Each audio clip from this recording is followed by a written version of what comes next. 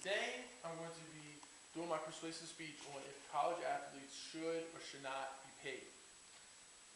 The most widely discussed issue today in college sports is if college athletes should be paid, especially with the college football season starting. Many people are starting to express their opinions. They're either for or against it.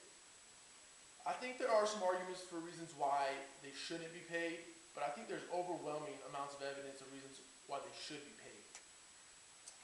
First, put yourself in the shoes of the college athletes. They train all year round. They have to train all year round in order to be the best in their sport. When they're not training, they're in class or they're studying. And they really don't have much of a time after that to even get a job. So, when can they make this money just to go through day-to-day stuff? They give them scholarships, but that doesn't actually give them money to go get food or to drive, put gas in their cars to drive to classes. And some say that the NCAA doesn't have enough money to pay all their college athletes. Well, really, the NCAA makes over $6 billion a year, every year. And the athletes that actually make them this money receive $0 of that profit. I kind of equate that to, say, in the workforce, you make your boss $6 billion, but you do it for free. You don't get nothing out of it. I don't think it'd be fair in the workforce, and I also don't think it's fair in college sports. Another reason why I think that they should be paid is that every time they step out on the court or step on the field, they risk injury. And some of these injuries could be career-ending. And these athletes have been dreaming about going to the pros, making enough money to support their family, to support, buy themselves houses, cars, stuff like that. But if they had career-ending injuries, they'll never be able to live those dreams. And the NCAA, they sure won't give these college athletes money after school's over.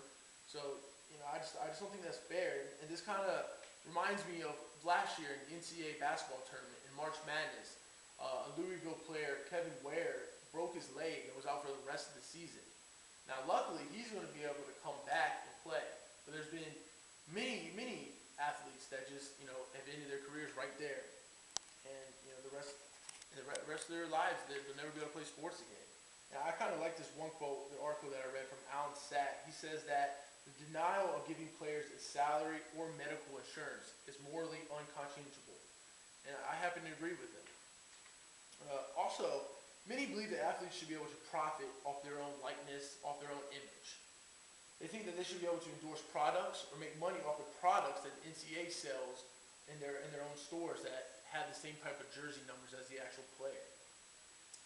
Every year it seems like one high-profile player is getting in trouble with the NCAA. This year it's been Texas A&M quarterback Johnny Manziel.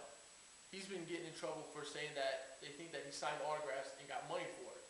Well, the NCAA investigated it and couldn't find any evidence that he received money for it. But they suspended him for one half of the first game of the regular season because they said he shouldn't even be signing autographs.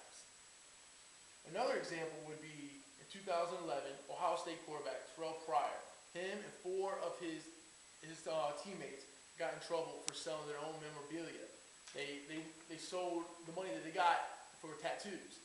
Now, it was their own jerseys, their own helmets that they wore in the past that was actually legally theirs now.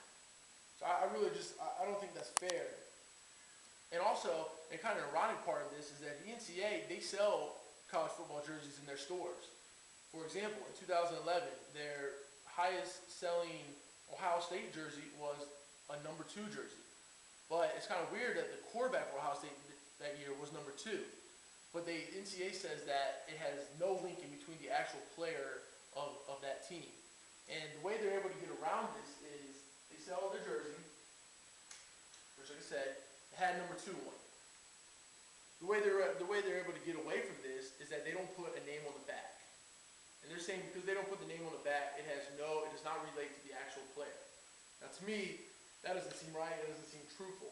That was a college football jersey. Here is a college basketball jersey. Same thing. The North Carolina, one of their most popular players in the last 5, 6, 7 years has been Tyler Hansborough.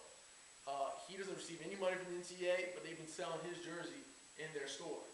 And again, the way they're able to get away from this is because they don't put his name on the back. And I I actually read a story today that the Texas Houston's running back, Arian Foster, there's going to be an article coming out soon that where he admitted to taking money. He said that the reason why he did it because him and his roommates, they didn't have any money. They didn't have any money to eat. They had to text their coach and ask him, Coach, we have no money. I'm either going to do something stupid or I need you to help us out. So the coach came over there and brought him 30 tacos. But that's actually an NCAA violation because the coach can't buy you stuff. So to me, I mean, these kids that, they're giving up everything for their school, a school that's making, millions and billions of dollars off them, and these kids don't even have enough money to eat. About a month ago now, a guy named Jay Billis, he used to play college basketball for Duke, and he's now an ESPN anchor. He got on the internet and he typed in on the NCAA shop. He went on their internet website and on the search engine he typed in Johnny Manziel. Now what came up was kind of surprising. A number 2 Texas A&M football jersey came up. Now it doesn't make any sense that he typed that name in and that jersey came up when the NCAA says that's not a link to the player. They don't make money off these players. Well, Jay Billis did that for 4 other players, thinking maybe it was a coincidence, but actually all 4 of these players came up. And that was very embarrassing for the NCAA. That goes against everything they've ever said. And once Jay Billis tweeted about that for everybody to see, they went ahead and took their search engine off where nobody could ever search again. So, in conclusion, I feel that it's not fair that these schools are able to make this type of money, $6 billion off these players, and these players don't receive any profit from it. They don't even get medical insurance in case they can hurt themselves for these schools. They're putting it all out on the line for these schools. And I read another article where somebody was saying that if they're not going to pay them or give them medical insurance, then they should be able to at least go pro at any time they want. In college basketball, you have to at least stay in college for 1 year to go pro. And in college football, you have to at least stay 3 years. If you're not going to pay them, let them go pro whenever they want. Let them make their money. But of course, that's the NCAA being selfish and they don't let them. So, I hope that with more and more opinions come up, I hope that the NCAA actually takes a good hard look at this and sees that this is not fair and that they need to do something about this. So that's why I think that college athletes should be paid for their services. Thank you.